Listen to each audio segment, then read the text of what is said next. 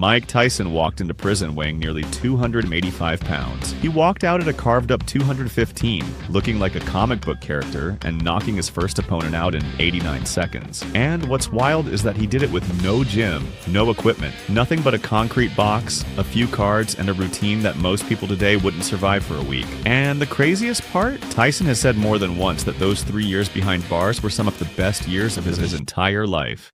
I had the best 3 years of my life. From 1992 to 1995, Tyson sat in Indiana State Prison. The world assumed his career was dead, but less than 1 year after he walked out, he reclaimed the WBC heavyweight title. So the real question is, what on earth was he doing in that cell? How did a prison sentence turn into the greatest training camp he ever had? Let me break it down, because when you hear this, you're going to think it's exaggerated. Every single morning, 8 to 9 miles of running around the yard. Snow, rain, blistering heat. It didn't matter. He didn't take days off, but his real workouts happened at night, locked inside that tiny cell. Picture an 8 by 10 foot concrete room. No space, no air, no comfort. Most people would lose their mind in there. Tyson didn't. While the block slept, he trained. For 4 straight hours, he'd run in place, hop, shuffle, and pound the floor until his feet literally carved dents into the concrete. The guards actually saw the marks, and that was only his cardio. The strength work came in circuits throughout the day, and this is the part where people usually tap out mentally, because what Tyson built with only body weight sounds impossible. But Tyson had something that normal people don't: unlimited time. 16 hours a day where all he did was train, eat, think, and sleep. So he built a system: 10 circuits across the day, each one hitting legs, chest, core, arms, and his neck. And here's the part that breaks people's brains. He built that monstrous body with 0 traditional weights. Each circuit took about 20 to 30 minutes. Do 1 round. Great workout. Do it 10 times in a single day. You're doing more volume in 24 hours than most people hit in an entire week. And with that level of volume,